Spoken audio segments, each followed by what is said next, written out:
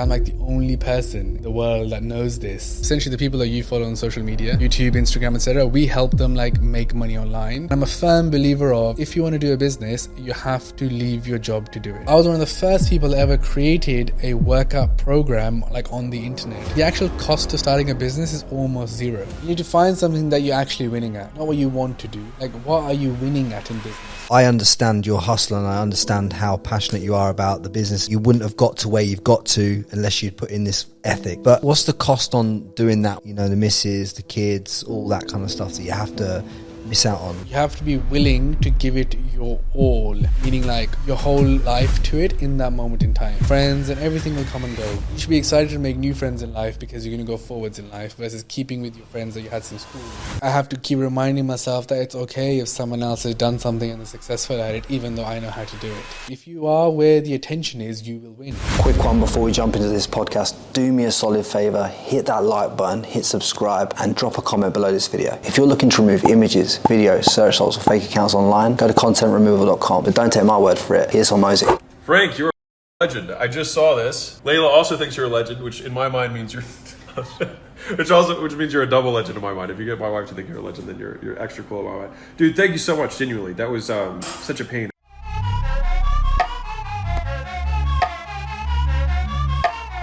Welcome back to the Frankie Lee podcast. And have we got another absolute banger for you today? I have the man here who took Genflow from 0 to 100 million inside 6 years. Shan Hanif, welcome to the podcast. What's going on, man? Excited to be here. I've been seeing your journey and the hustle you're putting in the podcasts, and it's my first ever external podcast. I'm excited to come on here and tell you the story. I know when you told me it was your first ever external one, I was like, mate, no pressure, because obviously I saw some of your content on YouTube, and I've obviously been following your journey with you know, working with a lot of these top creators and helping a lot of people put in back end structure into their business. And it really interests me that you've gone from being an accountant so many years ago into creating apps, into everything you've done. Phenomenal journey for you.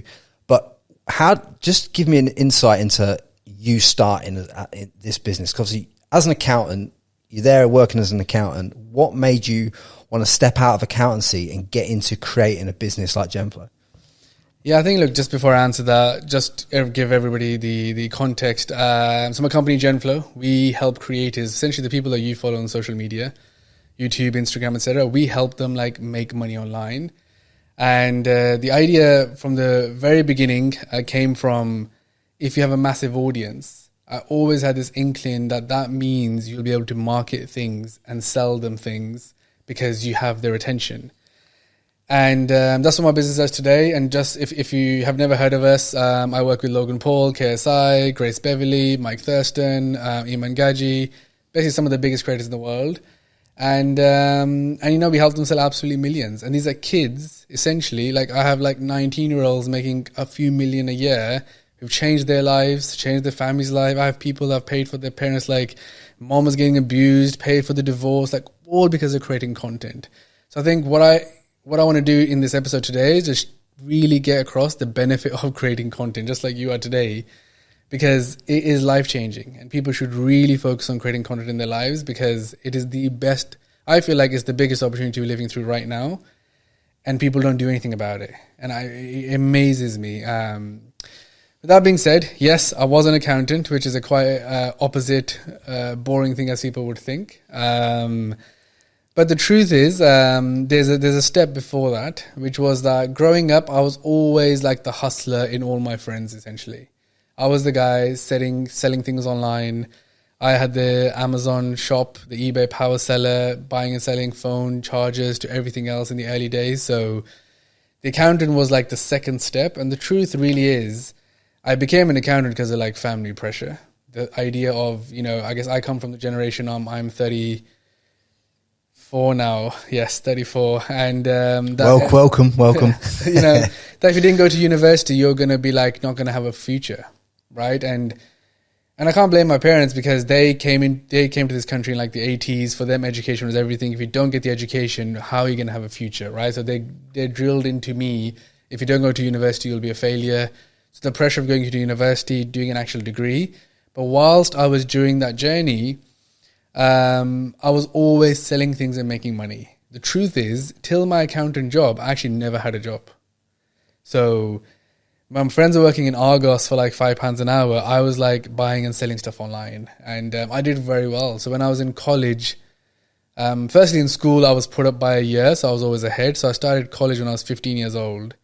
I made an eBay account stuff for my brother's name because I have one older. And we were selling, I was selling about £5,000 worth of stuff when I was 15, 16 years old online in those days. This is 2006. So when it comes to like online, understanding online, it's like ingrained in me. It's like literally in my blood when it comes to like how to sell online. Yeah, because obviously when you first got your job as an accountant, you were earning less than what you were earning online anyway. Pretty much. So, then I went to university, did my accounting degree. That was in Coventry University, one of the worst places in the world. I'm from Peterborough, mate. I know all about it. And then got a job in London with a good firm. And basically, I did the full accountant thing as full. I did ACCA, for anyone that's familiar. Obviously, that's how you qualify to become a qualified accountant. Did that as well. The thing with me is if I put my mind to something, even if I don't think there's like benefit in a monetary sense or whatever, it was a goal.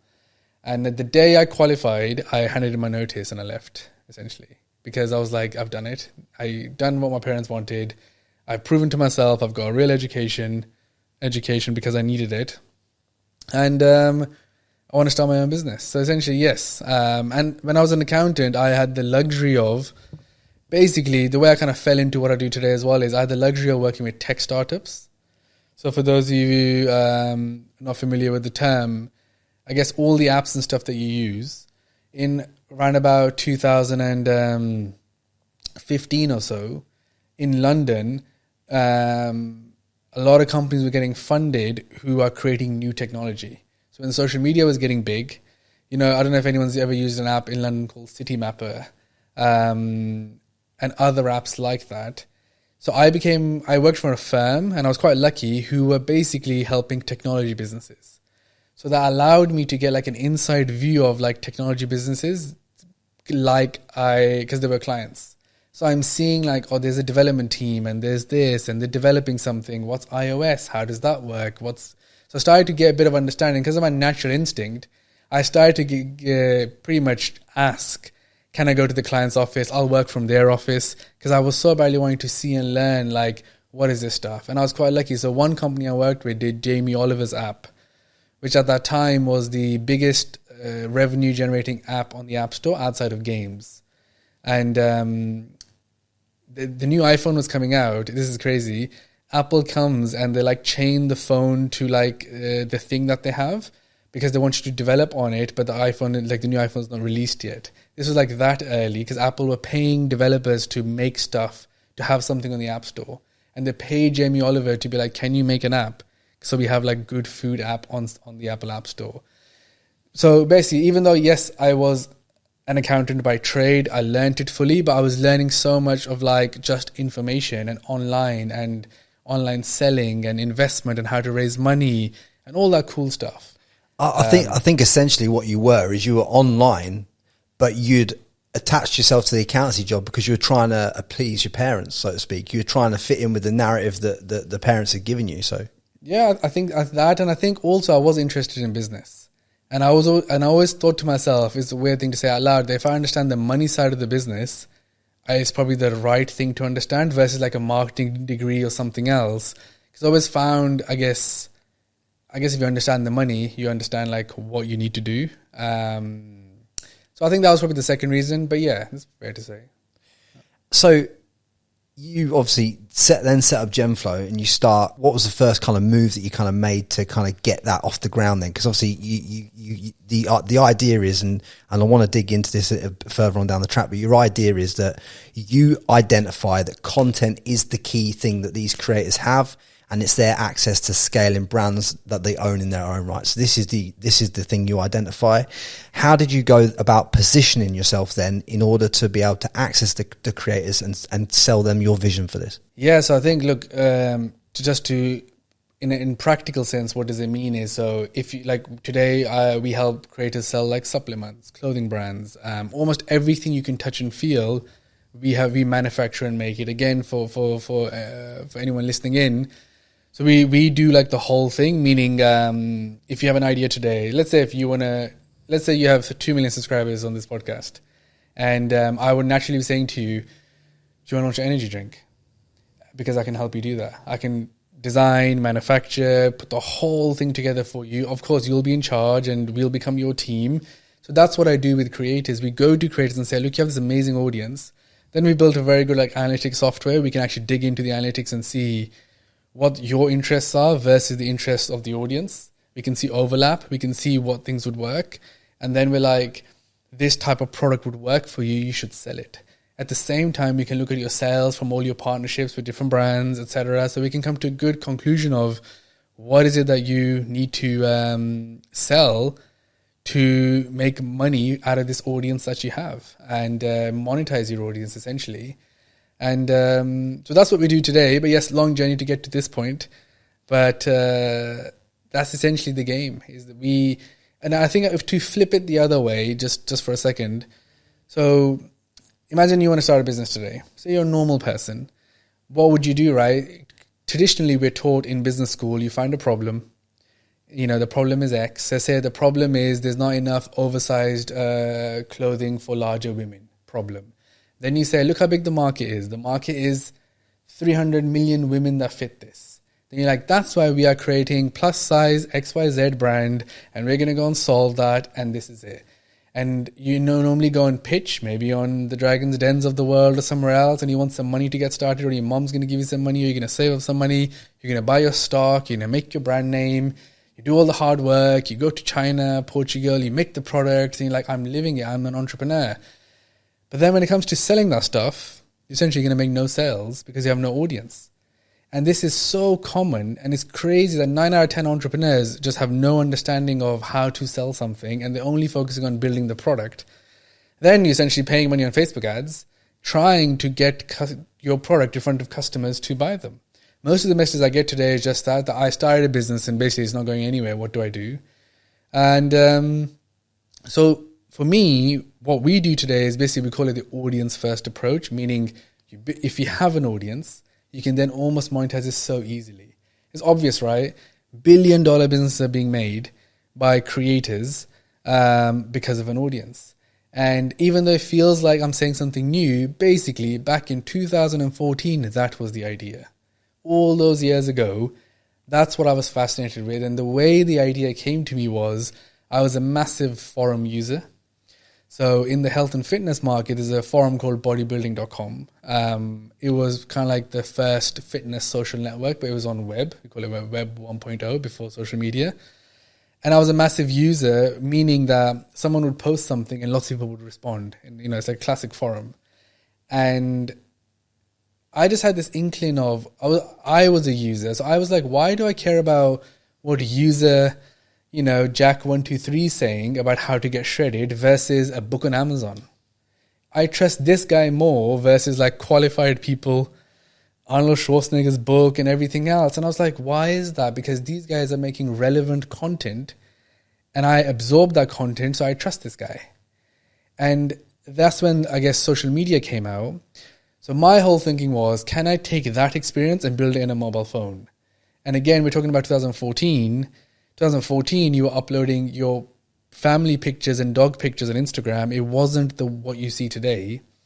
So then I left my job in 2014 essentially to pursue this. I was like, I'm going to build a social network, which is not going to be just social. It's also going to be about selling, where the big people can sell to the small people. So I was actually competing with Instagram and the rest of them in the very beginning, and that was the idea. Obviously, it was a foolish idea. This was Nom Nom, right? Exactly. And that was the idea. So I left my job. And so I guess how I did that as well, and I'm a firm believer of, if you want to do a business, you have to leave your job to do it. I know there's a different thought to most people. They'd be like, do it on the side, a side hustle. For me, there is no way you can have a business by also working at the same time. It's just not a thing. The day you actually want to do it. So for me, I spent all my evenings and lunchtimes researching the market, looking at apps, how to develop, trying to learn how to code. But then it was quite clear to me that like, I need to go all in if this is going to work. And one of the best things I ever did, even though it was one of the hardest, because you put yourself in a situation where like you have to win. And that changed it all because everything stopped mattering. That used to matter to me just stopped. Like I had to basically, so I was living in a nice apartment. I was on £26,000 salary then when I left my job. It was the highest salary I've ever earned in a job, essentially, which now obviously is very low if you think about it. But at that moment, for me, I was like, wow, because I went from like 16,000 salary to 26 in like my 3 years of working. So I felt like I did really well. And left the job. I had to move into a 6-bedroom shared house because I worked out finances. I could max afford to pay £400 a month if I'm going to live without salary and trying to build this business. And, it's crazy. I put myself in a situation where it made me, like I said, I have to succeed. There is no other solution. And it makes you a different person. And I think it's probably where I found who I am as a person and what I'm capable of, because it was just me every night. You knew you had to burn those ships in order to facilitate the growth that you wanted. Basically, it was me against me. And I'm a big, massive believer on that you should do something for yourself. This whole thing of proving it to yourself. And I say that to now. Today, one of our apps is called Shreddy. It's featured on the home of the App Store. So if you go to your App Store, just open it. It's right there, which is an insane thing to achieve. Like globally today, if anyone opens their App Store and clicks on the first tab, my app is right there at the front. And what I say to my team is, and I send them a message, I was like, to the developers and whoever's been involved in it, you should realize that this is a moment that you should be so proud of, and you did it for yourself. You didn't do it for me. You didn't do it for a client. You did it for yourself.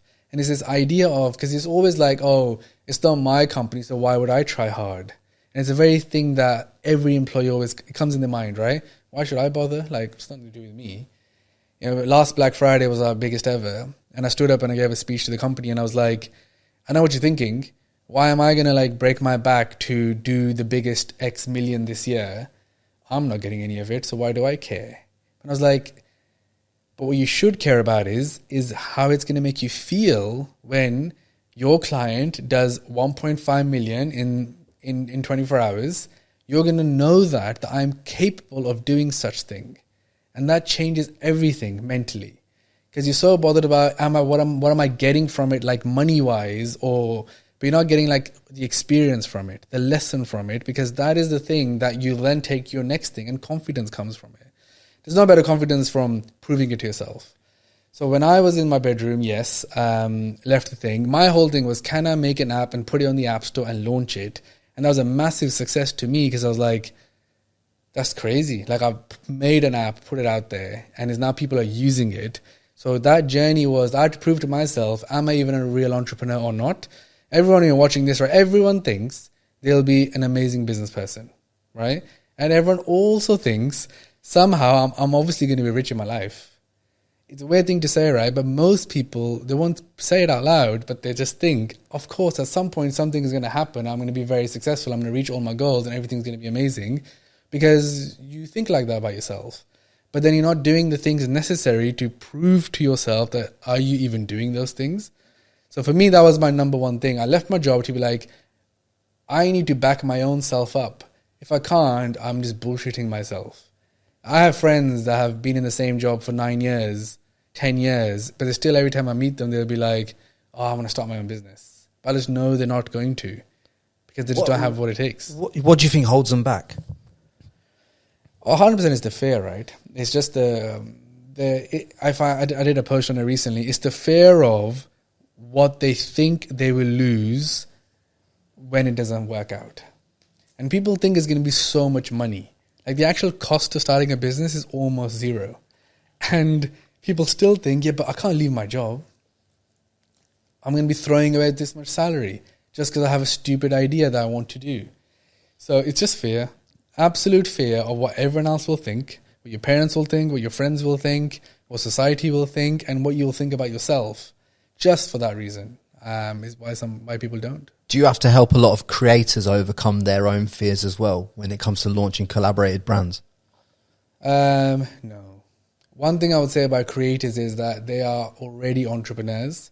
They're already going against the grain because they started creating content and now they make money from it. They're already so far down not being the norm that it's actually not a thing. If anything, they want it so badly because they're seeing everyone else doing it. It's probably the reverse, I would say. We have to calm people down versus have to convince someone. Especially now, I would say, where the creator economy is today, and when you see Prime and all the massive stuff happen around you, people are dying, creators are dying to start something of their own. Because you remember, as a creator, you've already won, right? Because it's the dream. You know, you can work anywhere, work anytime, make as much money as you like. You're in complete control of your life. You're already living the dream. Once you're on like 250,000 followers, subscribers, etc., you're easily making, close to 6 figures a year, easily. And so you're really living the dream, is the point. So yeah, because you're already doing something you're intensely passionate about, and then you're getting paid for it. But what a lot of people don't consider is how many years it can take until the point when you're making those 6 figures. Because you and I both create content, and at scale now to put out value to the world. And it takes, we're both on a similar subscribership on YouTube, and we've both been putting out content for years. And, you know, there'll come a point where it will hit a pivotal point and it'll take the hockey stick, but you have to be in the arena long enough to get to the hockey stick moment, because there always is one, especially on YouTube. I guess the difference is obviously we're business people doing business at the same time. If you were a full-time creator and that's the only thing, then I would say it's not good enough to be on the subscribers that we are at and not growing, because if that's your only focus, you should be growing faster. Then you're just not doing it good enough. Meaning you're not actually learning the game of content creation and trying to grow a following, because someone should grow faster than that. You should at least be growing. What we look at is, what I would say is good is 10% per month follower growth rate. If you are that means you're on a growth trajectory. If not, then you aren't really. Yeah. You'd be surprised how fast people do grow. One of our creators, Liana Deeb, in 1 year, we've gone from 50,000 followers to 14 million on TikTok. And it's been absolutely life-changing for her. And going back to, I made the app, I ended up raising £50,000 from an angel investor. Even that was like mind-blowing to me. So I was like, I need to raise money. People always say it's all about your network, who you know. I didn't know nobody. I started listing on lots of websites where you can look for like investors and stuff. And I happened to, some guy messaged me. I obviously thought it was a scam. And it was basically this website called Angel Investment Network. I'm not too sure if it's still around.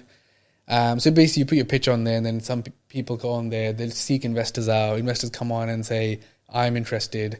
So this one guy did just like that. When I met with him, it was in Liverpool Street in London. And he's actually quite a cool guy. He was like probably 5-6 years older than me. And he ran his own business.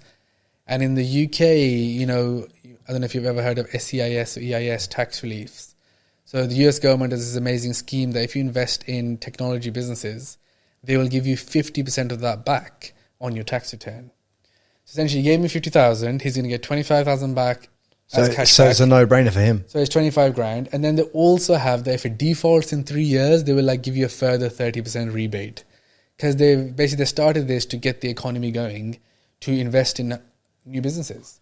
So it's a great scheme they started, so which I benefited from. So I think the cap is 250,000. So I raised 50,000 like that. It gave me, so then I moved out the house. I moved into an apartment, and essentially I paid the rent of the apartment, worked out from there, and I hired like 6-7 interns to come to my apartment. I was like, I'll feed you, and then I need you to help and do things with me. And then I had them like doing different things, like we started a blog, started social media, and just doing everything we can to grow the users of the app at that time. It grew to about 40,000 monthly active users. We were killing it. But the truth is, there was just no way to make money. There's no way to compete with social media, with Instagram. I had some of the early big Instagram users, one called Tammy Hembrow. I think she's on 10 million on Instagram. So she was a user of Nom Nom back then. I know Tammy well, yeah. Yeah, so like, but we could never compete, right? I'm there, me and one developer trying to compete with like Facebook's 1,000 developers. I was like, I need to change. This is not the right thing. I also found myself like, I'm like, what am I doing? My whole thing was selling online. I love selling online. I know how to make money online. I've gone so down the social rabbit hole, development, features, and the picture uploading is slow. And then Instagram released video, and I was like, bloody hell, how are we going to do video? I was like, what am I doing? I should leverage the current social media and focus on the monetization only. And essentially that's when... that was a pivotal moment for you then. Yeah, because I basically got fed up of, I'm like talking to others and myself, and we're trying to come up with features. Like I'm competing on something I don't even want to compete on. So it was like, why don't I actually do what I want to do, which was I want to sell. But I always test everything I do. So even there, to be honest, what we did was I started reaching out to creators, and I probably emailed about 1,000 myself. Just all cold email, just one by one. Basically, I was like, and I went after the fitness market because I understood it from my bodybuilding.com forum days.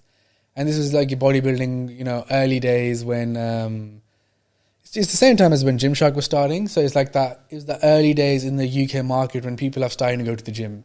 The truth is, till then, no one used to go to the gym. There was no gym market really. No one was buying clothes. When you used to go to gym in those days, you would wear your old clothes to go to the gym. Now, obviously, then the whole world has changed that you now wear gym clothes and all of that stuff and whatever. So this is super early. So I started messaging people saying, hey, you're sharing workouts on Instagram. Do you know you can sell this stuff? And people were like, what do you mean? And I was like, you can sell it? And they didn't know what I meant. Because I was one of the first people that ever created a workout program like on the internet, because there wasn't a thing selling workout programs. And the key thing was people that did sell them were like your classic bodybuilding coaches that sell you a spreadsheet. Right, they're going to give you a spreadsheet and they'll have a call with you. They'll talk you through it, and that was kind of like where the market was, because there were no young people trying to get in shape. Because the whole getting in shape really went crazy because of social media, right? Because you have somewhere to show it off. Before that, it wasn't such a thing. Especially in the women's market, 2015-16 was when the first time like the new generation of women were going to the gym. It was a brand new thing. It was so new. And I really capitalized on that simply. So what I did was I made the first ever essentially fitness interface for a workout, meaning where you have exercises, videos, sets and reps, you can track it. It was called Athlete. It's still live, the app today. Millions of people use it. And that was the start of, I basically came up with a very good solution to jump on the opportunity of, hey, you're a fitness creator, you love creating workouts, why don't you give me your workout? I'm going to make you an amazing website. I'm going to put it into this app, and then you can sell it to your followers. So that's how it began, and it was October 2016. So 2 years after leaving almost, when we got to that pinnacle moment of, and the first creator we signed was a girl in Texas, funnily enough, and I'm here in London like emailing, but she was the first one to agree. And we sold a training program for $35.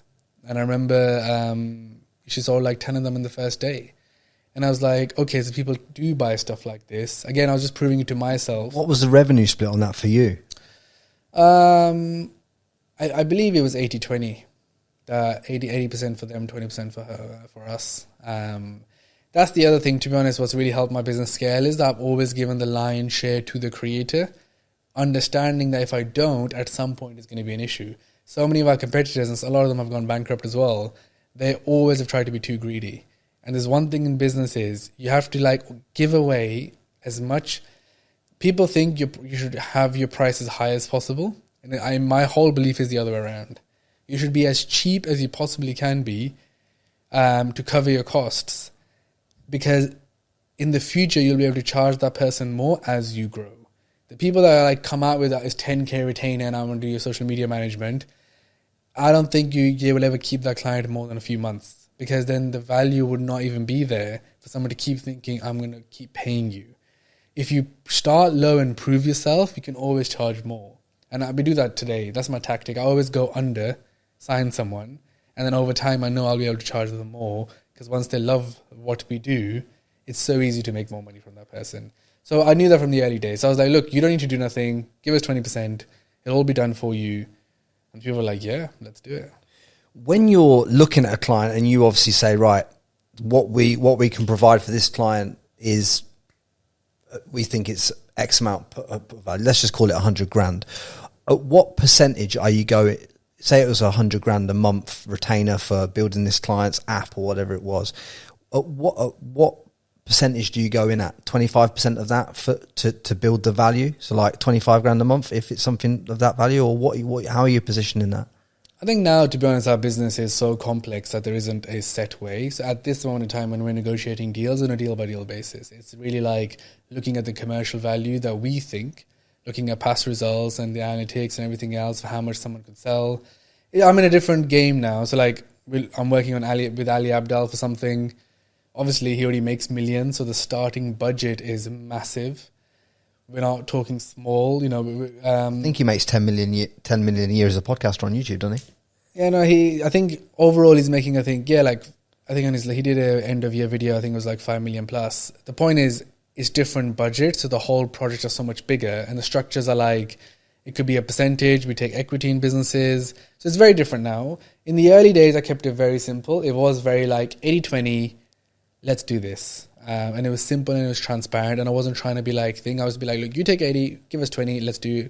And then as it scaled over there, of course, we provide so many different services to our creators alongside our core service. Core service meaning we're going to provide you the team to create the product, if that's a physical product or a digital product.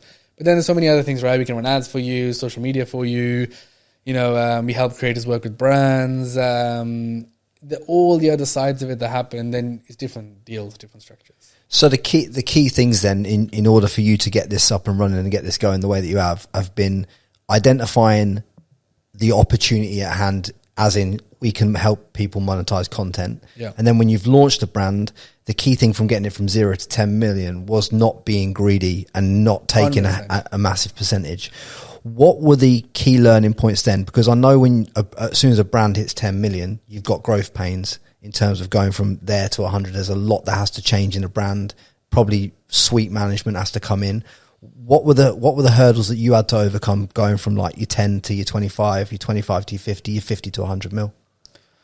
Yeah, I guess, look, in the early days for us, I think just to finish the thing I was about to say before was just when I did that first creator, very soon after I did one more, which was 26th of December 2016, and we sold 25,000 in one day.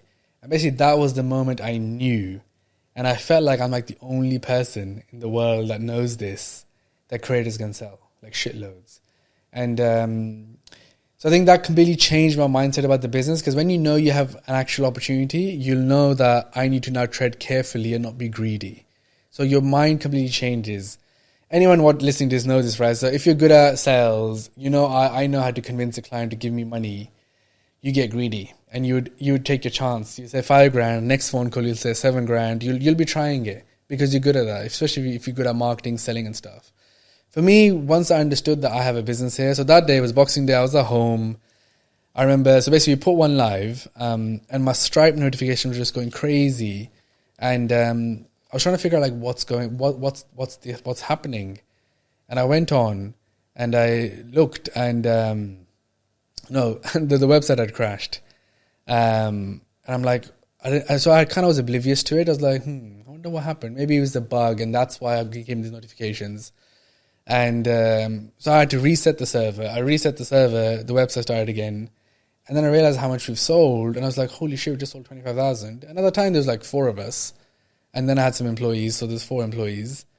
And that was the moment I was sitting at home, I fully remember, was the moment where I was like, okay, this is a real opportunity, because how can you make £25,000 in a day, a digital product, 100% profit, 80-20 split, and I've just done it just like that, right? There's no marketing costs, there's no nothing. Why? Because a creator put a post up. If you just think about a normal business, right, like how much effort you have to go through trying to sell a product versus we come up with something, the creator posted it, and I saw £20,000 on this side. I'm like, and I've been an accountant. I've seen all the marketing teams, and you learn all this stuff. It's never been possible in history to be able to just make money that fast because there's an audience on the other side. So I think from there, it was like head down, rinse and repeat. We found so many creators, kept doing it. So I think the truth is, to answer the question of, we scaled fast because we were winning. So it wasn't that tough at that time. But what I kept doing was giving my best to every creator we would sign, and I would do everything myself. I think the key thing in that journey of 0 to 10 million I would say is I never got too big in my own mind that I now need a team, or now people should be doing it for me. It was always like, it's me. Like, I will sign the client, I will speak to the client, and I'm a big believer on you have to stay in the trenches a lot longer than how you think you need to, or how people tell you need to. In real life business, like even to this day, to be honest, right now we're about to launch a new creator. She should sell about 100,000 in the first hour or two. So I'm excited to go and look at the sales as soon as we finish this, and you never leave that, because that's the fun of this. And I'm excited to see it too, but I know what you're talking about in terms of you not getting too big, because I remember the other night I was on Instagram. I'd just done a post, and I looked at Mike Thurston's story, because I'd met him earlier on in the day, and he was with you, and you were there, and you were obviously discussing some stuff that you and him are working together now. And I thought, that's amazing, because your business is doing 100 mil plus, but you are still there, front of house, front of face, in front of people, still working with these creators. So that just shows your mindset towards, even you can't just replace yourself, because you actually love what you do, right? 100%. And I think I saw a post yesterday. It was like, escape the 9 to 5, start your own business. It's like, no.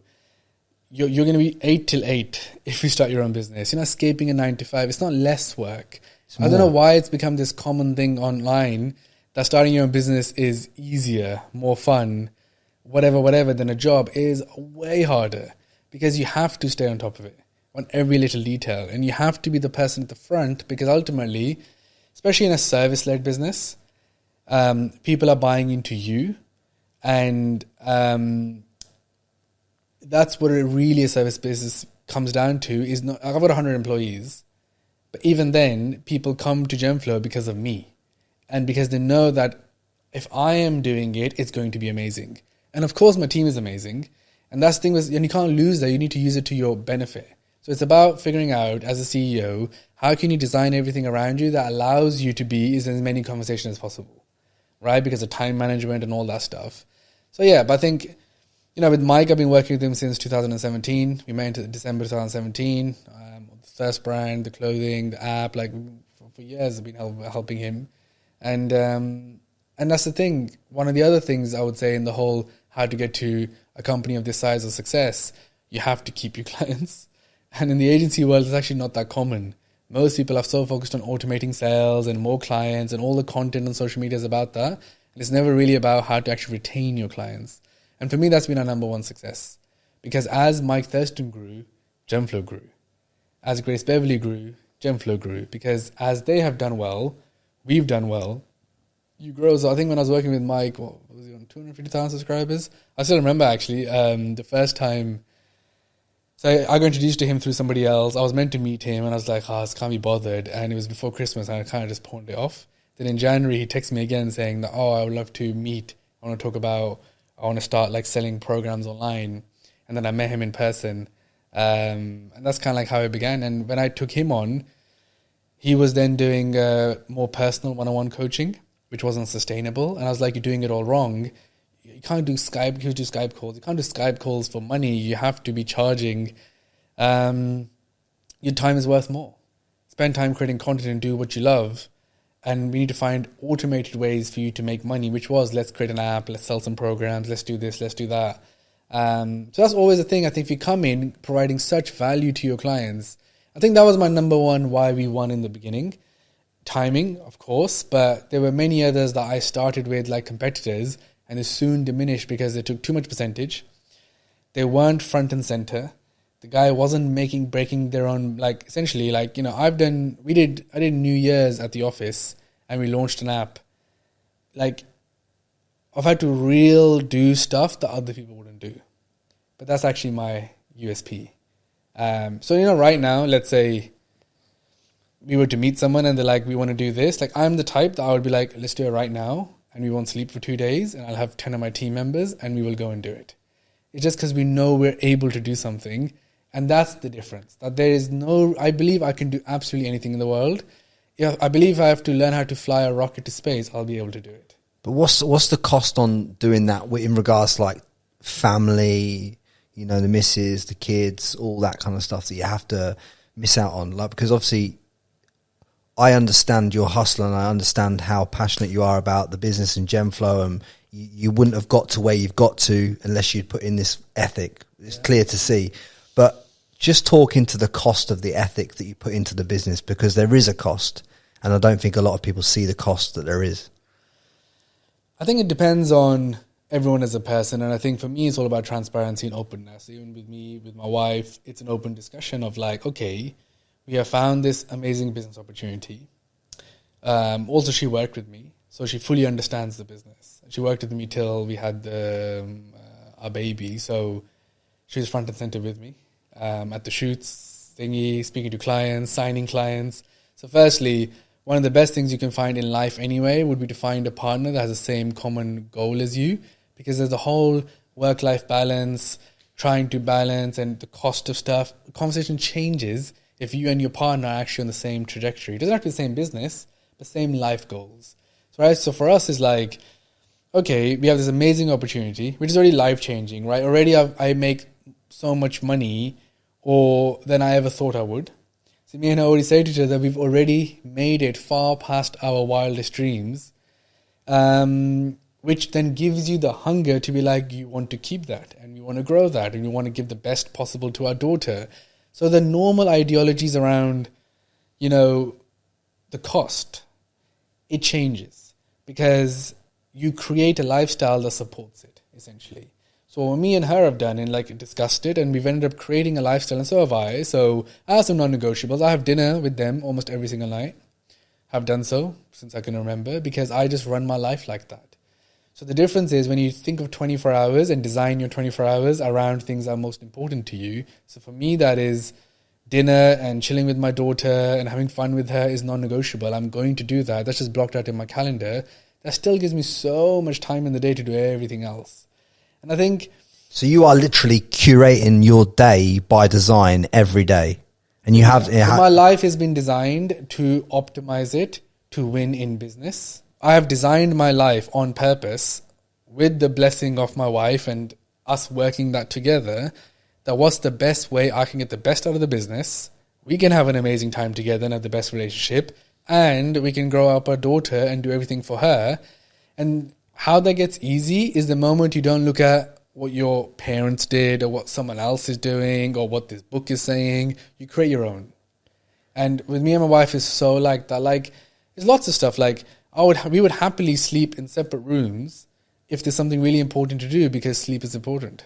Like this thing of like, no, we have to sleep together because we are married. It's like, no, but I'll just sleep in that room. I'll get amazing sleep because I've got to go here. Or if you're doing something, then you can do that. Like, it's just, and that kind of stuff is a bit alien in traditional thinking, because that's like bad in society, right? Imagine if you're, I don't know, husband, wife, you don't sleep in the same room, let's just say, people would be like, what's wrong with you guys? So it's just stuff like that. So for me, I create what I think is the right solution to stuff, irrespective of what the world thinks. I love how you broke that down, because you've basically said you just co-create your whole schedule with your wife's blessing, and then you don't have any, no one has any regret. There's no regret. There's no animosity. You've removed all the things. You're upfront. She knows where you are, like in terms of like what you want to achieve. She's on board with you. It must take away arguments and everything. Pretty much. And the reason why is because life is in chapters. And it's about truly understanding that. And the chapter me and her are in right now, the chapter in my life right now. So like, so what if you put shitloads of effort in for the next 5 years? Because after that, we can have a completely different life. And maybe I never have to do the work that I'm doing. And I can choose to be whoever I want to be then. The version of me here today, I want to be aggressive. I want to work a lot, because as a family, it's the best thing for us. So she's helping me through that, meaning making sure I'm eating the right food and, you know, looking after me and everything else, because she's trying to play her part in the current state of the life that we're living in. And hopefully when the daughter gets a bit older, I want her to return to work and actually help the business too, hands-on. What's her key skills in the business that you've found? How did she complement when you started to grow the business? It was operations. Yeah. So she was more operational in terms of head down, getting stuff done. So if there was so much to do. So basically, In the early days, I convinced her to leave her job and join me. And this was just as we were getting married. When we got married, then she like fully left her job and started helping me. Because it felt like, to be honest, before we got married, it was annoying because I would like have to take time out to go and see her. I had to then, one of the things anyone knows listening to this that has a relationship, it's the whole got to talk to each other on the phone every day and all the time wasting. Like I used to hate that. After, of course you have to call each other. You'll spend an hour on the phone talking about what. It's just this thing. And I always say to anyone that I see with boyfriend, girlfriend, I'm like, how much time are you wasting just on the phone? Because if you don't talk to each other, that's what you're meant to be doing. You're together, but you don't live together. And it's this phase that people find themselves in. Like you're in a serious relationship, not living together, and you just spend all this time on the phone talking about nothing. And I was stuck in that too. So when we got married, it was relief. It was like, oh, thank God. She moved in with me, left her job, and now we can do this. So time went out the window, firstly. We would like go into the office and, oh shit, it's 11 o'clock. Let's go home now. Because we were just enjoying what we're doing. And what happened was we just picked different things. So she picked up all customer service, all operations. I would sign the creators and she would work on like getting them ready to launch them. So we kind of split responsibilities like that. And then to be honest, I added a few other people. Most of my core leadership team now, like the C-suite, I'll talk about that in a second. They've all been with me about 4 years now, 4 to 5 years. So basically the people that joined me then, we all started to just work together in a whole different energy level. But we were truly winning, that's why. You had the momentum with the business. Right. You obviously in the app, Nom Nom, right? You were going with the stream, but with not enough budget to compete with an Instagram or a 100%. Facebook or anyone else. So that was the wrong model. But as soon as you realigned yourself and put yourself in the right business that you could build a moat round and really own the space and own what it did, you dominated from that point onwards, didn't you? So the key lesson here is for anyone listening is not only do you need to have the right work ethic, but you need to have something that's where you're going downstream as well as paddling the boat and maybe put a speed motor on the back of it rather than going against the tide. You need to find something that you're actually winning at, not what you want to do. Like, what are you winning at in business? So let's say today you have a business and you're actually very good at doing the thing, but you don't like it, but you're actually good at it, is what you should be chasing. Because people like to chase the shiny thing, right? So let's say you got an e-commerce store today, you've started a brand, you're not making many sales. You're probably thinking, shall I start an agency now? Shall I start selling courses on how you can start a D2C brand? And those are the people that won't get anywhere because you are getting away from the thing that you're doing and how do you make that work? And then whatever's working in that, meaning our legging selling or whatever selling, then go deeper in that. Like you have to actually try to win at the thing versus just moving on to the next thing. Because I think about sports. It's like being a footballer. I don't know, let's say you are, paying for the under 18s or whatever. You're not going to be like, let me try tennis next week. Let me try basketball. You have to keep on your thing to be like, am I going to make it in this or am I a loser? And you have to have that mindset. And in sports, you accept it. But in business, it's a bit like, just try out, see how it feels. Like you can't do shit like that in life. I had the epiphany the other day. Literally, it's funny you're mentioning this because I took my eye off the ball with contentremoval.com for the longest time and allowed it to slide, my revenue to slide and everything because I took my eye off the ball of my cash flow business, put my effort into creating content without monetizing the content. And then obviously ended up in a position, right, Shan? So it's like you gotta focus on what makes you the money and what you're fucking good at as well. And if you're the best at it, even though some days it's going to be fucking hard, just be the best at it. Just fucking go and own the space because you can build a moat round stuff like that. You can't build a moat round trying to be the 10th best course creator just because you think that's the latest thing. Short-term cash, yes. And I think a lot of people chase short-term cash. So what I mean by that is, it depends what you want to build, right? If you want to build a real valuable business, it depends on your own goals, right? If you want to try and build lots of 3-4 cash flow small businesses, then cool. If you're trying to build like generational wealth, you're going to have to build a business big enough, good enough to then sell one day or list it on the stock exchange to then be wealthy. So I think it's goal. So that's my goal. Because the truth is, I can stop what I'm doing. I can start creating courses on how to scale agencies. And I could probably be one of the best out there in selling you a course on how to build your agency. And I could probably make a lot of cash. It's short-term cash. And then I'll have to figure out what to do with that cash. And people will be like, oh, I'll just invest in real estate. I'll do this. It's like, you have to learn whole new industries and actually get good at them. It's not easy. If you think you had I said, I put a post of 1 million followers or 1 million cash. Everyone obviously will say cash. But like, you don't even know what you do with 1 million cash. If I literally gave someone 1 million cash, what would you do with it? Yeah. You can't be like, I'll buy property. You don't know the first thing about buying property. Like, what would you actually do with it to make more money?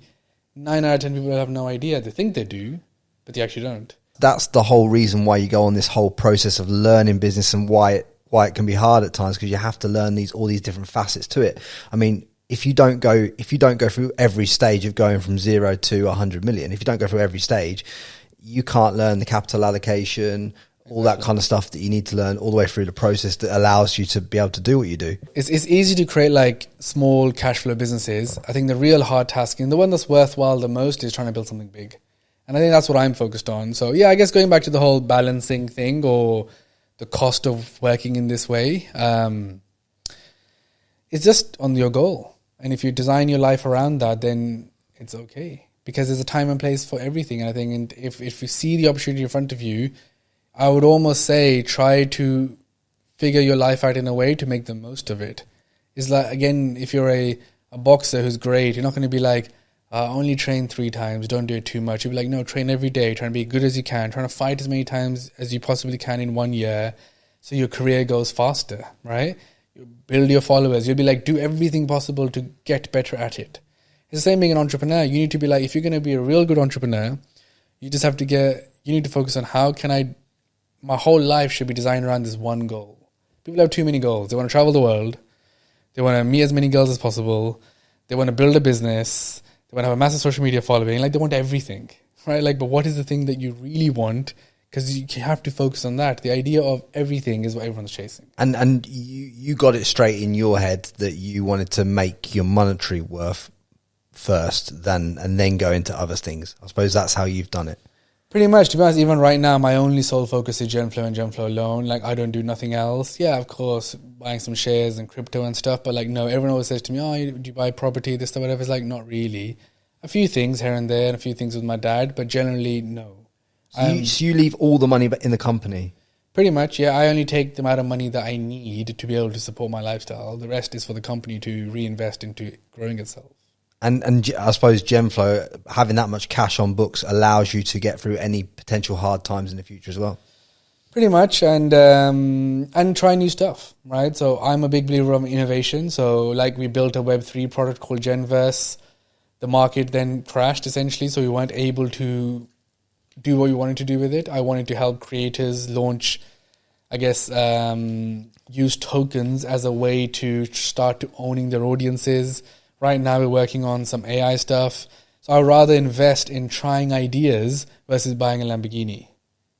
Just so then I can be like, ooh, I'm successful, right? So it's just like, I could take cash out the business more and spend it, be like, I'm buying some property and get some rent back. And it's because when you have belief in yourself, I'm like, I'll do that stuff when I've sold my business for 500 million, and then I will hire a whole team to understand real estate, and then I'll actually go and be amazing at it, versus buying 3 random council houses, then do them up and be like, woo. That's just how I am, basically. With your business, though, it's a bit more complicated selling it than just a normal business, because you've got all the brands within the business that are separate businesses themselves, like Shreddies and all these other apps. So they're all structured as different businesses outside of Genflow, right? That you have active ownership in.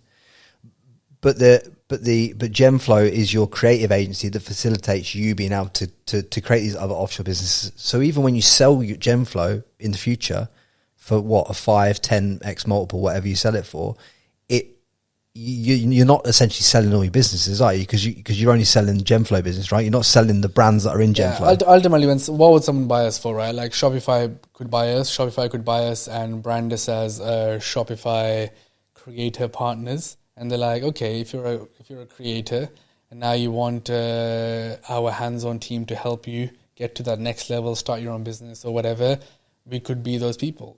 How we're structured is, so I built a tech platform which we license to everybody. We do many things, which means that if someone buying it will buy enough value. But yeah, with any agency, you're only worth your contracts. Plus, like, the difference with us is IP. We have a lot of IP because we built a lot of tech.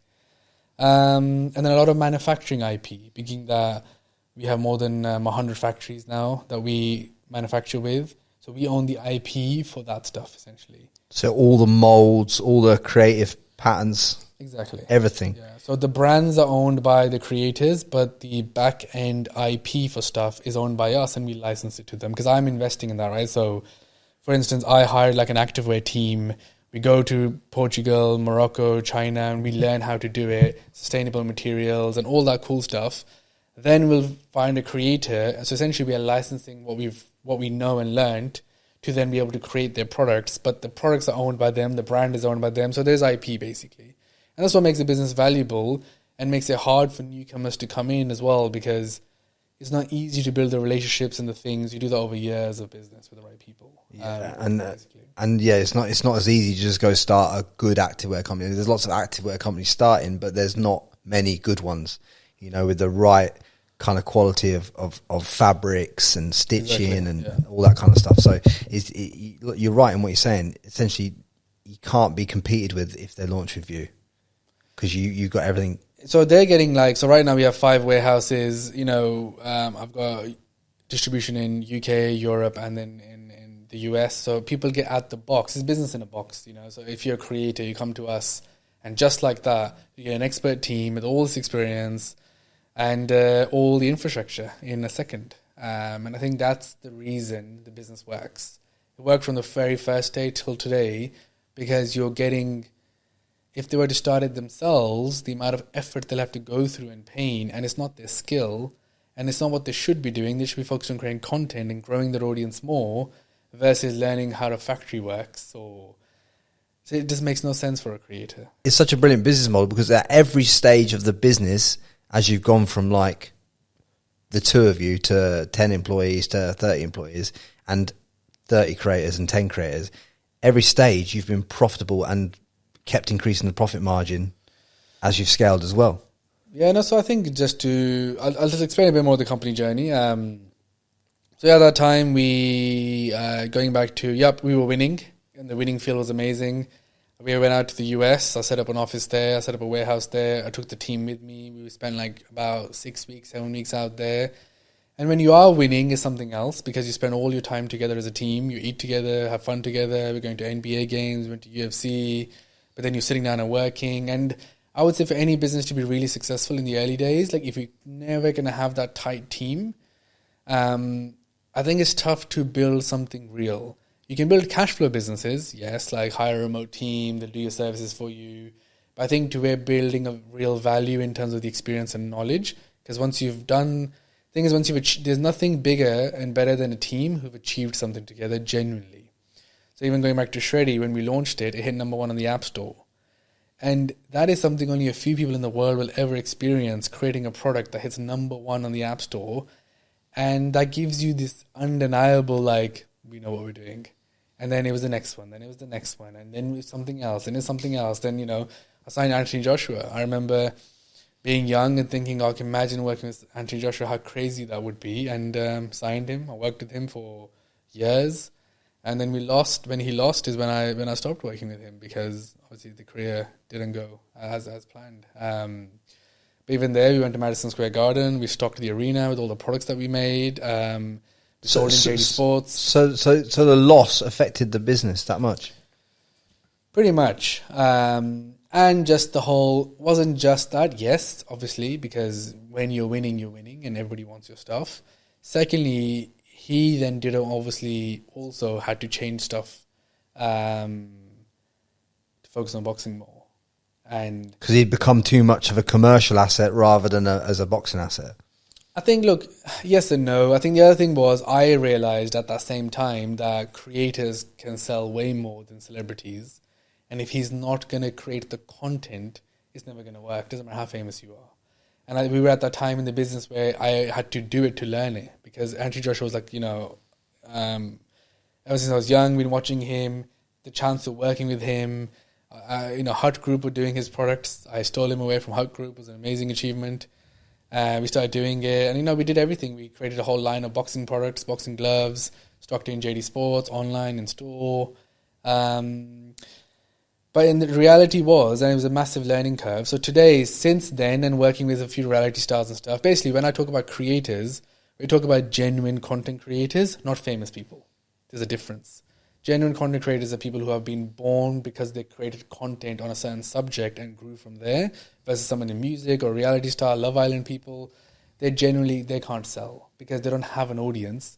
People follow them because they are a somebody. Because people buy into you essentially, you know, over your journey. Like over my journey with the podcast, people will obviously become invested in knowing who I am because obviously if they're of the content that's going out and the value that goes out into the ear, like Grace Beverley, the way that she built herself online was by providing content. She's not just turned up one day and become famous like that, has she? She's put in the years and years and years of work turned up. People, the crazy thing is, so you'll make more eye contact with people that you follow online than like your own parents or your friends, because you see them every single day, the stories, the posts. So even psychologically, you trust strangers way more than you trust people actually in your life. And I think that's the ultimate thing. You know so much about somebody online, you've never met them, and that connection is why creators can sell to the audiences, and why you're seeing Huda Beauty went from putting makeup on to, I think a business is worth 3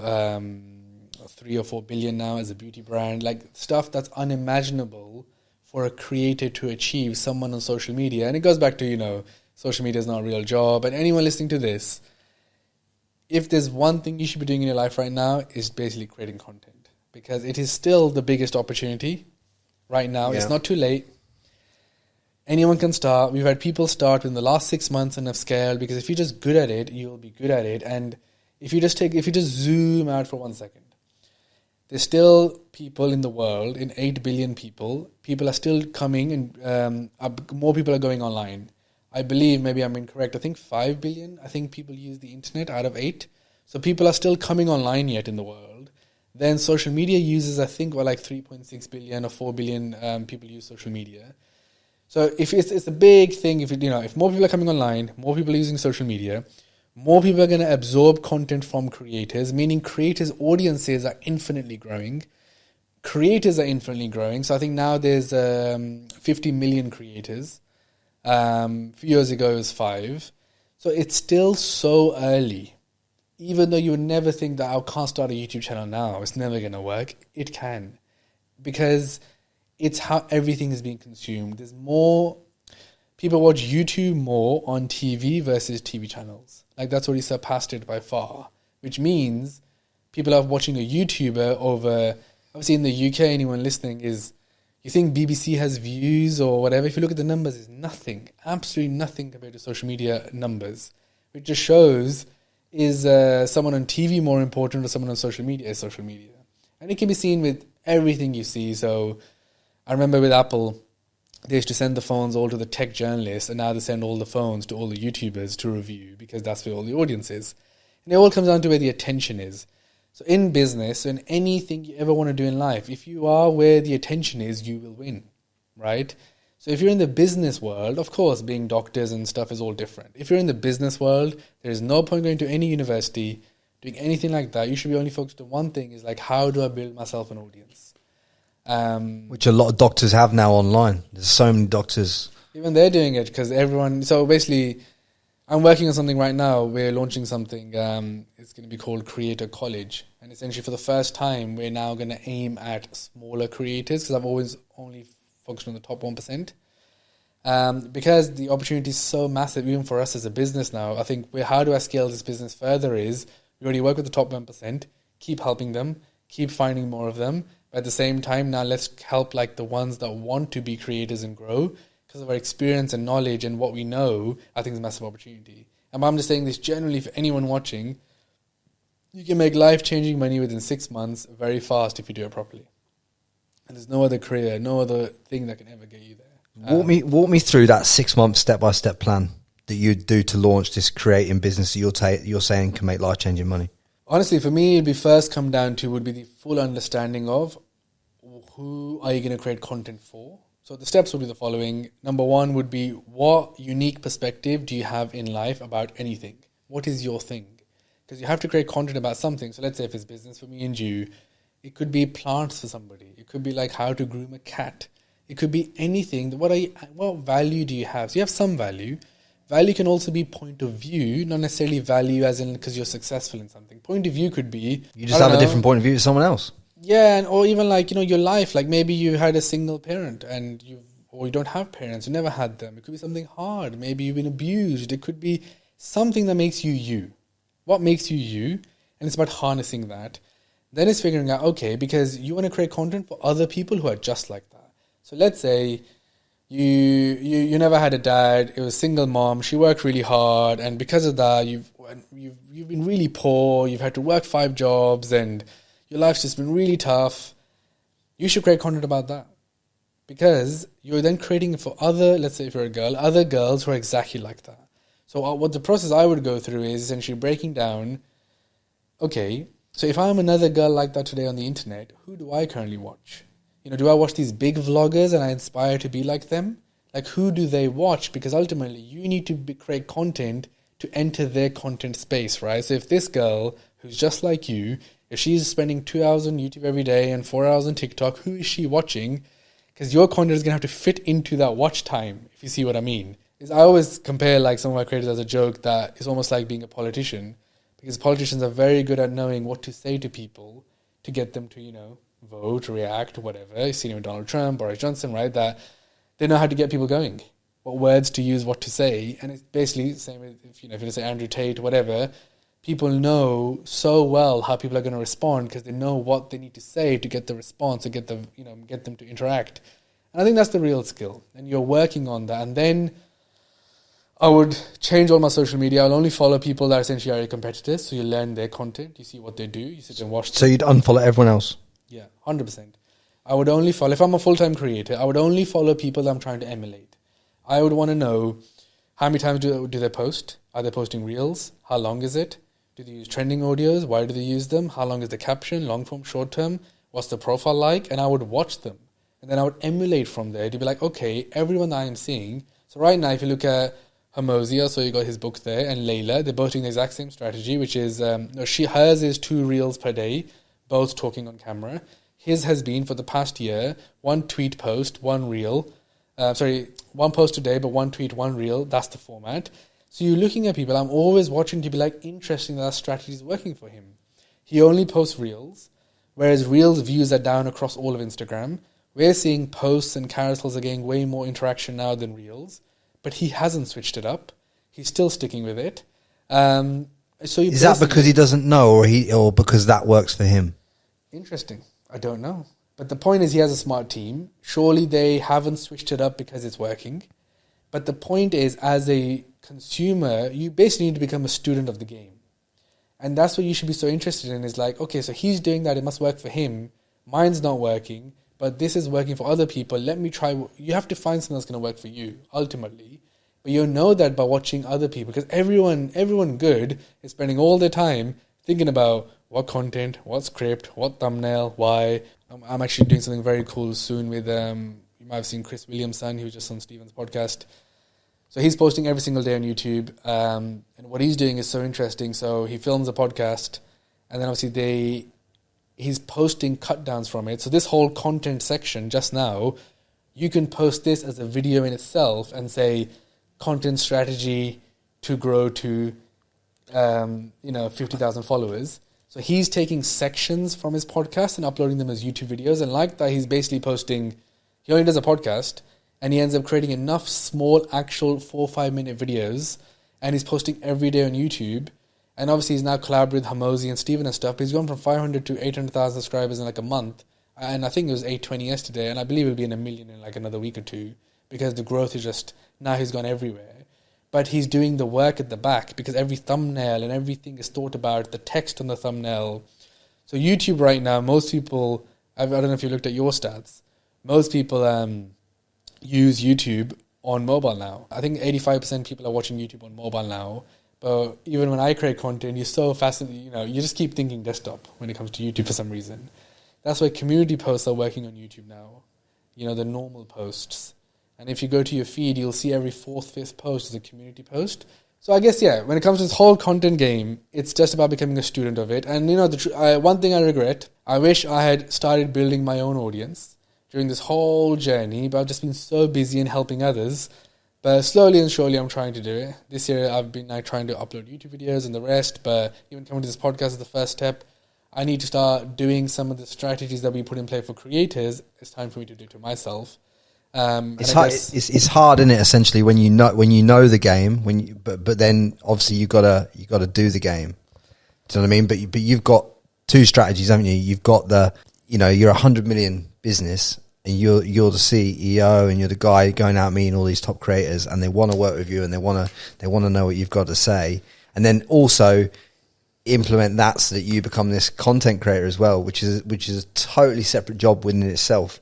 It's difficult, isn't it? And I think there's two sides to that, because also I have to be so careful, because when you're dealing with like high profile people, you can't come across as like the content guy, because then you're also a bit naff, right? So I have to do it in such a stylized way that's valuable and good, and never looks like it's cheesy and like lame, or I'm trying it. So I think that's always been part of my slight issue, is that I have to do it in a certain way that my creators can't feel embarrassed looking at my content, or that I'm trying too hard, because I can't give away numbers for clients, and there's so much. It's a bit more to it. You have to be a bit cuter, don't you, when you're moving like you are? Because it's like, but the same way that Hormozy adds value, he just adds value. He doesn't discuss numbers of the businesses and brands that he's invested in. He's working with faceless people, though. That's the difference. Yeah, right? And your the truth work is, at the moment. Yeah.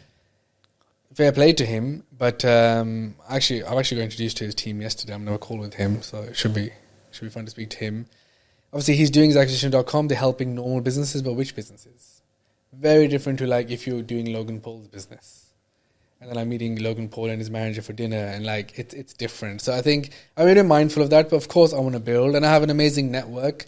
My current goal is, and I'll say it out loud, I want to build enough of an audience myself to then leverage my clients. Because I can. Like, I could bring all of my clients onto my own podcast and all that stuff. So soon, I will do that. But at the moment, I want to... And also, I'm doing it to learn the game. Because as I'm now posting more regular content, I'm realizing myself all these small things that we were just discussing, about thumbnails, about this, about that, because I'm trying to understand, like, okay, how to get watch time up, how to get this, and different genres. The truth is, it is easier with larger creators. So Liana Deeb, the girl I told you, we got to 14 million on TikTok. We launched a YouTube channel, and in less than 10 months, we've hit 1 million on YouTube, which in YouTube is so hard to do. And here's me doing my own. And, like we said, we're doing it for years. And in 10 months, there you go, note to 1 million. And because you're already a creator, or you're already a somebody, it's obviously so much easier for you versus being a nobody. Well, I spoke to Chris Williamson, because I know Chris as well. And when I sent him over my analytics, I said to him, look, Chris, man, like, I've been going at this, I think it was like 2.5 years at a time. I said to him, what's your opinion on this? I sent him the back end. And he said to me, oh, mate, don't worry, you're exactly where I was at 2.5 years. Like, you just got to keep going. So like, it's, I thought, I must be way behind, because I wasn't growing at the 10% per month that you're talking about. Yeah. But he said, and I've seen his trajectory, he said, well, on my timeline of events, of the Pinnacles bits that you're on track to do a similar thing. So it's like, well, what do you do? Because on Spotify and Apple, the podcast's in the top 1% in the world, but on YouTube, it's always lagged. But I believe that was a similar story for him for quite a while. The difference there, though, is he stepped up his YouTube game. Yeah, he did. Yeah. That's actually been the number one difference. So if you look at his growth in subscribers, it all changed when he did YouTube better. And obviously then he's managed to get better guests on. Because he's got a better YouTube, yeah. Because podcast numbers, the truth is, top 1%. I think mine was the same. But it's because most people start a podcast and never continue it. So the numbers are very skewed on that, right? So I think that's the issue, I guess, with podcast analytics, because they're a bit shit in reality. Because the RSS feed, if someone even just presses play and stops it, it's one listen. Yeah. So the truth is, it's hard. And obviously his podcast has insane numbers. I think it's 70 million downloads now. So I think podcast was bigger, that people have transitioned to YouTube faster. So I would say it's YouTube. And then he's managed to collaborate with some really good people. So I think here, to be honest, the thing would be is trying to collaborate with more people. and then trying to have some edge. Obviously, in his case, he's gone for more like science-based, edge. So if yours is business, then it's just figuring out what that edge would be, is what I would do. So if I was to say, so my podcast today is called Life of an Entrepreneur. I'm mainly just talking about myself and my business and that kind of stuff. If I was to turn it into where I'm bringing people on, talking to them, I would really think about what type is it? Is it people that are certain scale, certain this? I'll try to create some sort of parameters. So whereas with me, it's more life story based, right? And you like people tell the story and lots of things to learn from that.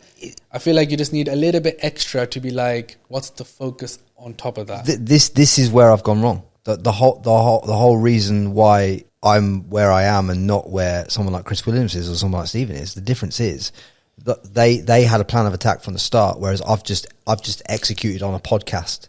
Yeah. I've just executed. I think it's just preparation. So I watched your crafted one. I thought it was an amazing story. Obviously, he had done, it was fascinating when he said he did agency to then do e-com, because in agency you learn all the skills and then you can apply it to your own e-com. I'm going through a similar journey as well, because we're launching more of Genflow's own software products now, because I'm going through the journey of I've built so much software for other people. Let's build something of our own, because I've learned so much. I can put it into something and all the 100% is mine. So if I was the producer of that episode, I would have strategically been like, even with this podcast, same thing. Here's the 5 subjects we should talk about, because you're all about what content is going to come out of it. If you're smart. You could then, with him, you could have had a video agency versus e-com, which is better. Boom, 5-minute video. Next section, video about not trusting your business partners because of his story. Yeah. Boom. So that's what I would do. And I think that's the difference with how he has scaled and others. You're thinking about the outcome of the episode even before the episode. So even for our episode here, it's about thinking, okay, what are the 5 things my guest can talk about that I think will be good? Because I'm trying to get enough good value out of it in terms of content so I can then use it further to push. So I think it's just preparation of that. Second thing, what he does and good podcasts do, honestly, is more stats. So it's stuff like, 75% of kids in America say they want to be a YouTuber when they grow up. So I think any conversation we're having using stats, if you listen to the Steve and Chris podcast, 80% of the conversation is stats, because it's intriguing to someone watching. So if I said 8 out of 10 businesses fail, which is true, that's startup, but still everybody wants to be an entrepreneur, right? It's categorically 8 out of 10 people starting are not going to make it, but still everyone wants to do it. Everyone probably listening here has a dream of doing it, which just shows how hard it is. So I was using more stats and figures and blah, blah. I've seen other podcasts do well, or content creators that are just trying to get the information to be more trustworthy. I think it's interesting to get your insights on it. I mean, the key thing is on a podcast for the first point of call is execute and actually get a structure where you can actually put one out every week with a quality guest booking. That's hard enough as it is. But I really do appreciate your insights into how you said to break it down. And there's a lot of stuff within that I, as a creator, need to get better at. I think it's your next stage, right? So you've done the first stage. Again, starting something is so hard, sticking to it so hard, creating good quality episodes, getting guests on. It's so much, having the setup and the team, editing. It's all 101. And I think you're there now. Now to move forward, you'll be getting more strategic with which guest, why, what's the content we could create together, how then I'll promote this afterwards. And it's almost like if you drew a mind map of who you're trying to get to, you almost want to get the guests on that can help you get the next one, because they know each other and stuff, right? Because that's how the world works. That'll probably be the next stage, is what I would say. I'd have said early doors as well, that I've had to battle my ego early doors as well, because it was like me against the world, so to speak. So I've had to battle through that, because that was a whole thing that I had to dissolve. Because now it's not me against the, because what you're saying is 100% right, and I know that now. And I've probably known that for the last probably 30 episodes. But before that, it was me against the world with this podcast. Oh, I'm going to do this because I want to be the best. I want to be everyone else. Do you know what I mean? And you get exactly that's an internal battle you've probably had in business, right? In the early days. Even now, I have to keep reminding myself that it's okay if someone else has done something and is successful at it, even though I know how to do it. It's a very... I love that. I love that. Because as an ego thing, It's a very normal thing to feel like that. That's for anyone that's good at something. It's like, I'm sure when Ronaldo sees someone does an amazing hat-trick, you're like, that's good, but I would have done it better. And it's a natural instinct thing to have. People, I guess if you have a bit of a winning mindset, you do have an ego. But I always say, like, humble on the outside, like ego on the inside. And that's the way I like to behave. Yeah. See, I'm a bit like that too, but I have to keep reminding myself that, like, okay, I would do this, I won't, like, it's okay. And that's why I should collaborate with other people who are in my thing as well. Yeah. I've had competitors reach out for their podcast, and I was a bit like, why would I come on your podcast and talk about stuff that I know? But, you know, like, but is that ego, or is that you not wanting to collaborate now? Or is that you protecting your IP? Like, it can be looked at both ways. Yeah, I would just class it as ego, because you're like, I'm too good for it, even though social media wise I am not. But business-wise, I am. So, you know, like I said, like, I think it's you can't explain it, but it's a thing. But it's a thing that I'm constantly also working on. That I think you've given me a mad amount of things to think about and operate on and execute on in my own self. But if there's one piece of golden advice and wisdom that you can give this audience, if they can just take one thing away from you today, what would it be? Honestly, I think anyone can. As cliche as it sounds, anyone can do anything. You have to be willing to give it your all, meaning like your whole life to it in that moment in time. And I think if you just listen to what I'm saying, it just means you can dedicate a few years of your life to actually go and achieve something. And you know what's crazy? You could be that one person that changes your whole family's life. And not enough people actually ever feel that responsibility. So I will say, take way more responsibility and accountability through social media and the opportunity that's right in front of us right this moment. I don't think it's ever going to be easier again. And you got to work through the fear, the doubt and whatever. And if you realize it'll probably all be external because of other people. So I would block out as much of that as possible, because friends and everything will come and go. You should be excited to make new friends in life because you're going to go forwards in life, versus keeping with your friends that you had since school just because you know them since school. Like, what other reason is it? Oh, because I know him for 5 years or 10 years or 15. They're my best friends. Like, yes, but if you truly want to build value for yourself and your family and everyone around you, I just take the responsibility on myself. So then if you're responsible, then everything is different because you feel the weight of it and then you want to do something about that. You know, just like ChatGPT came out and the amount of people who listen to this would have never even bother trying because they're like, it's not for me. When you just never know, you could maybe become the best prompt engineer there ever was. But you would never even know if you'd even tried, because it's not for me, because it's not around your current comfortable surrounding. Right now, I'm learning drop shipping. I'm at university. I've got my job today. I had a DM come today. He's doing a diploma because he currently works a job and he's not happy. He's doing some diploma and he's like, what shall I be doing? It's like, that's the last thing you should be doing. Learn some skills online. Do anything to make some money. And I think, honestly, there's nothing better way of learning something in life than trying to go ahead and make some money yourself. Go on Upwork, say, I can do X, even if you can't. Let someone pay you, and then figure out how to do it. And just like that, you'd be like, holy shit, I did not know copywriting, now I do. Email marketing, watch YouTube videos, do it for someone for £7 on Upwork. Shit, I know how to do email marketing to at least some elementary level. So it's just skills. So I think the one thing to go away, like I was never smart. We didn't touch upon it. D's and E's, 2-2 in university.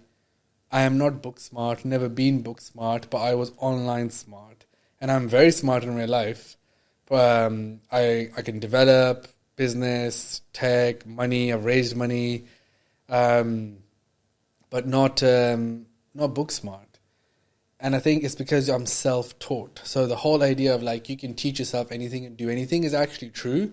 But a lot of people will not even ever bother to even put themselves in a situation to be like, can I? It's all about asking yourself those questions in life that are the hard questions that you need to give yourself answers to, that sometimes you will deny. And the easiest thing to do is to say, I will go to university and procrastinate. I will go in a job and procrastinate, rather than doing the thing that you know you probably should be doing, which is learn to copyright, learn skills, learn how to use ChatGPT, learn how to do all these different things, and then put it together as a package down the track to make the money that you say go and make. That's it. I think that's a pretty fair way of saying it. I think one of the biggest opportunities there is to build an audience and then build a business at the back of it. And I think you should be trying to do that. Well, I tell you, one thing's for sure, I'm definitely trying to do it, and I think today has taught me on a personal level, Shan, like the wisdom that you've put in this podcast, and there's been so much cut through for me, but so many areas in my own career as a content creator that I've got to correct on the back of, or course adjust on the back of listening to you today. And I know that you guys will have got a mad amount of value from this too, and I hope you've listened to this twice, because there's that much in this at a level where you can just execute on it. So actionable value, that's what this podcast is all about. I appreciate your time for coming on here today. First ever podcast. Brilliant. I didn't even know that till you came in. And guys, do me a favor, like, subscribe on all the platforms, share it on everywhere, and yeah, much love.